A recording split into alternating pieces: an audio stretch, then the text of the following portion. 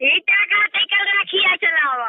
अरे बच्ची अब बड़ा हिना से अहमदाबाद में ही सोचा हुआ समय में हमें 3 दिन लाग गए। आज आज कल राखी है, बड़ी दिक्कत क्या है। हेलो। हेलो। हाँ बच्ची, और ठीक है। नमस्ते भैया। नमस्ते बच्ची, खुश रहो। और बताओ का हाल बा। और ठीक है। खाना वाना बना लियो। हाँ, खाना वाना बन गया। अच्छा चलो ठीक है। मम्मी अरे का बोल।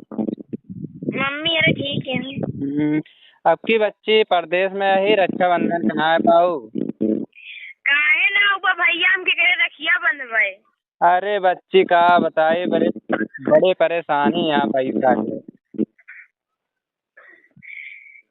नाहे हवा हमके करे राखी बंधवाए।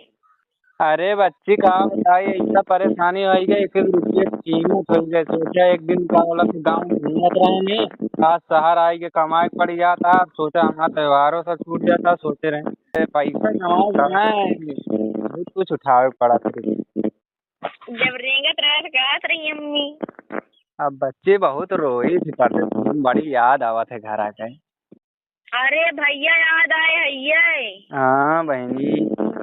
खाक ठरिया सचकाई देते हैं ना।